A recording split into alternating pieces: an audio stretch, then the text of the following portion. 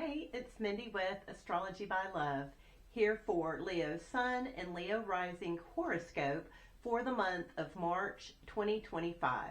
We are going to be starting with the new moon on February 27th in Pisces and ending at the new moon eclipse in Aries on March 29th.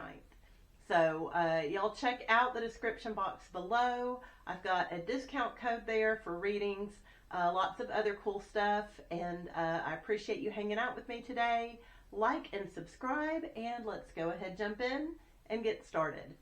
So we are starting the month off on February 27th with the new moon in Pisces. So Leo, Pisces is your 8th house. This is the house of other people's money, secrets you share with other people.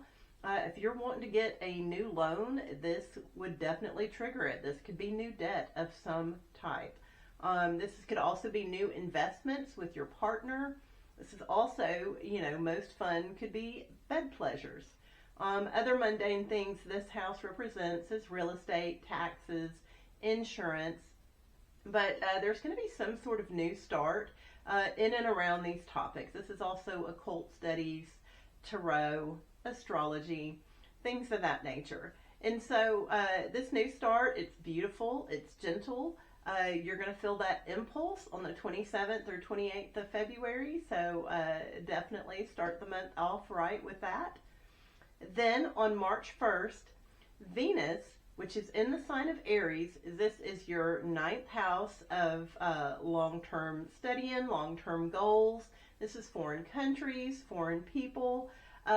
Venus has been in that house. You've probably been enjoying foreign cuisine, ideas of traveling. Maybe you have been traveling. Hopefully you've been traveling. But Venus is going to stand still in the sky on March 1st and then turn retrograde. So this happens at 10 degrees of Aries. So when this happens, you may not think the idea of traveling is as fun anymore. You may not think the idea of long-term studying is really your goal.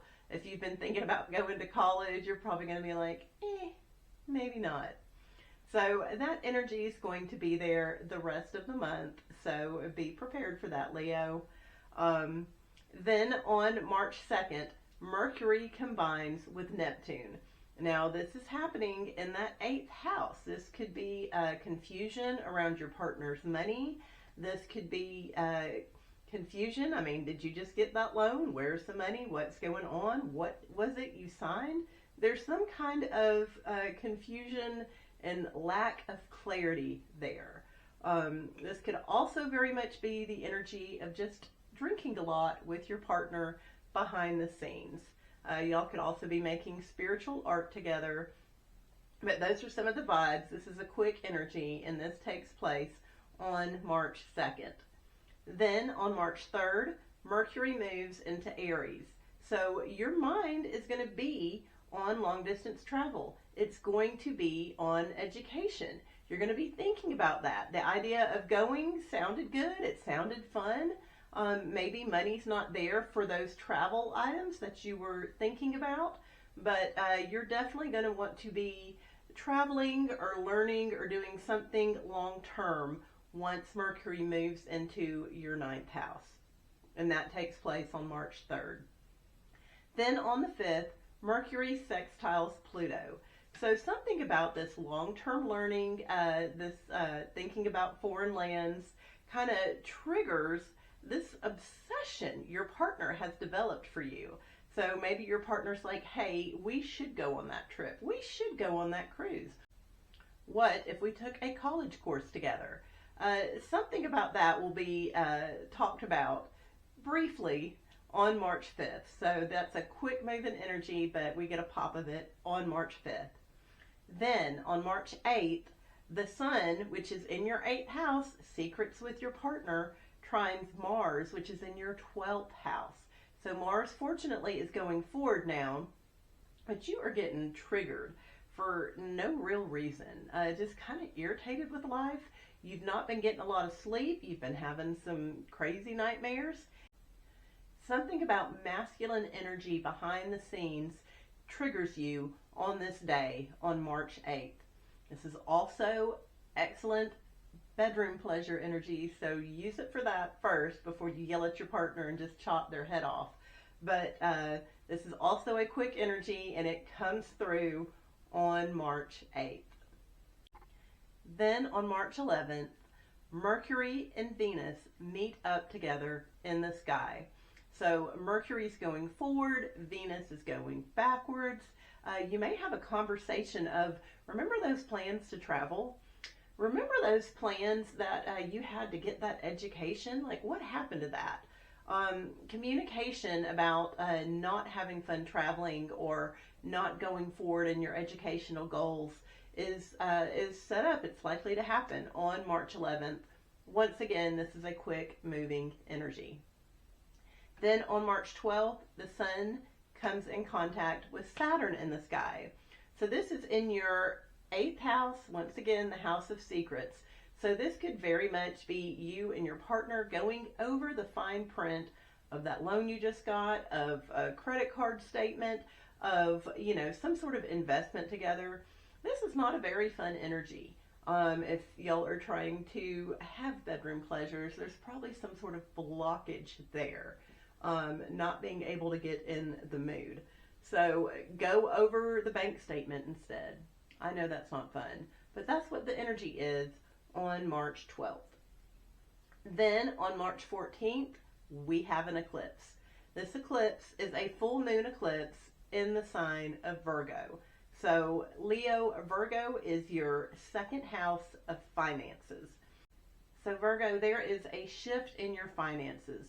This is you having to let go of something. This may be letting go of an investment, hopes and dreams about a particular item that was bringing you in money. This is maybe releasing delusions about family values.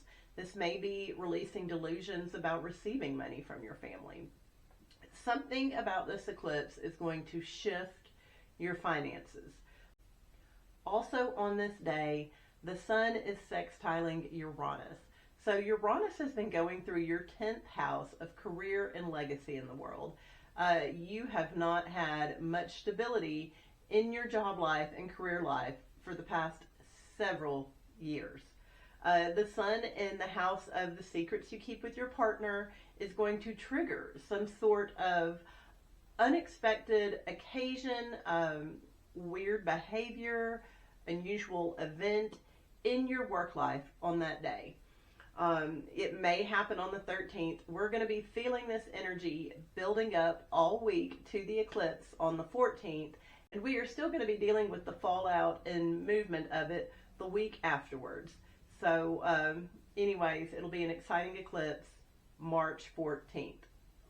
Then on the 15th, Mercury goes retrograde, and it goes retrograde in the sign of Aries. So I know your mind has been on traveling, but March 15th is not the day to do it, especially for you, Leo.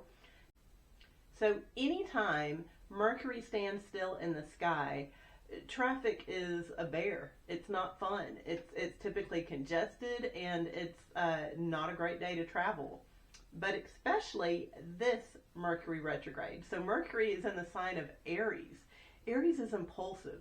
Aries wants to do it first and think about it never. So this is how people are driving. People are just wanting to get there, and they're not seeing things clearly that day. So if you don't have to be on the road that day, Leo, don't get on the road. You'll be shocked at how bad traffic is, how many traffic jams, traffic wrecks you see. Not a great day to be on the road. So just be careful. Stay home if you can. Then on March 19th, the sun meets up with Neptune in your 8th house secrets with your partners. So this is very much seeing some clarity around things. The sun's going to come and bring you a pop of, that's what that means, or, oh, that's what's going on. This could also be your spouse or the man that's your partner being very confused. That energy is a very fast-moving energy, but it is there on March 19th. Then on March 20th, the sun moves into Aries. So this is more ninth house energy. This is shining a spotlight on travels, on wanting to learn. Maybe you want to learn a foreign language. There's definitely a lot of attention on travel and learning right now, but with Venus and Mercury retrograde in that house, you're thinking more against it than anything else. You're adding up the cost, you're adding up the time, and the sun is just bringing this subject up again, moving into the sign of Aries. Then on the 21st, Venus retrograde sextiles Pluto in your 7th house. So something about maybe not having enough money to travel or not having enough money to continue the education is coming up with your spouse or long-term partner. This is a quick moving energy. Maybe you're just for a fleeting moment sharing regret about not doing it or the cost of it. That energy's there on March 21st. On March 22nd, we have a Venus cazimi. So this is taking place in your 9th house. So the energy leading up to a Venus cazimi is sort of sticky, icky. It's hard to have fun. It's hard to enjoy ourselves. Food doesn't quite taste right. Bed pleasures don't quite get us where we're wanting to go. And then when Venus moves within 17 minutes of the heart of the sun, the center of the sun, all of a sudden all that goodness flows. This is definitely a good time for you to study, Leo. This is a good time for you to spend with your partner. Maybe y'all can pretend to be foreigners and y'all have met and y'all have a beautiful, loving evening. Definitely go to a foreign restaurant and have dinner that evening. You're going to enjoy yourself. This is beautiful, beautiful energy. The energy of the Venus cazimi takes place from 1 p.m. to 9 p.m. on the West Coast, 4 p.m. to midnight on the East Coast. So during that time, definitely make sure to have a wonderful meal, enjoy yourself. It's going to be fabulous. On March 23rd, the sun then sextiles Pluto. So the sun in your 9th house, foreigners, travel, long-term education is triggering your spouse or your business partner, your long-term partners, to kind of be a little obsessed with you, to be like, hey, I'm going to take Leo and just transform them. I'm going to make everything okay, or I'm going to make everything miserable. Whatever it's triggering, they're being a little obsessive about you, and that takes place on March 23rd. Then, on March 24th, we have another cazimi. So this is a Mercury cazimi. So Mercury moves into the heart of the sun, and this is when the divine sprinkles amazing, beautiful aha moments to everybody. So we have these epiphanies, these sudden solutions to problems, wonderful ideas. This energy is there on March 24th between 8:30 a.m. to 3:30 p.m. on the West Coast, 11:30 a.m. to 6:30 p.m. on the East Coast. And so during this time, definitely take a moment just to stop and journal. You'll be surprised at how clear your thoughts are. Solutions may come just from that. Definitely meditate. Spend some time receiving these ideas from the divine. You'll be glad you did. Then on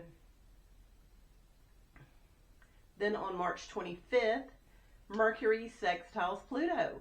So Mercury is still retrograde in your 9th house. This is, once again, conversations with your partner about, oh my gosh, I didn't go do those studies, or I didn't do that travel. And your partner is wanting to help. They're getting a little bit obsessive about this. So that's a quick energy, though. That is there on March 25th. Then on the 27th, Venus retrogrades back into Pisces. As it retrogrades back into Pisces and your 8th house, that house of secrets, it crosses over Neptune. So this is a beautiful day. I mean, seriously, Leo, just spend it in bed with your partner. That's the best use of this energy. Bring some wine with you if you want. And don't talk finances. Don't talk insurance policies. Don't talk taxes, because you're going to be confused and you're going to get the numbers wrong. And you should have just spent the day in bed with your partner, okay? Mark that on your calendar now. Make mad, passionate love all day to my partner on March 27th. Then on March 29th, we have the new moon eclipse in Aries. So this is, once again, your ninth house, long distance travel, long distance learning. Mercury goes retrograde into Pisces on that day and meets up with Neptune. So once again, this is confusion around your partner's finances, investments with them. Don't talk numbers that day. Just don't do it. Once again, pour some wine, spend the day in bed with your long-term partner, and don't talk about details that day. Don't do it. There will be some sort of shift in this ninth house. This may be the partner wanting to say, hey, let's do that course, or hey, let's go on that cruise, or let's do the thing. Just, have the conversation, because some say, hey, baby, let's talk about this later. But there will be some shift in that area of your life, Leo. And then as a bonus, the next day, on March 30th, Neptune, the planet that causes us not to see things clearly, moves into the sign of Aries. So this could very much be confusion, fantasy about traveling. We will get to that at the next horoscope and definitely talk about it more. But anyways, that is your horoscope for the month, Leo. It's an exciting one. Thank you for hanging out with me. Definitely check out the descriptions below. That discount code is there. And I will see y'all soon. Thanks for hanging with me.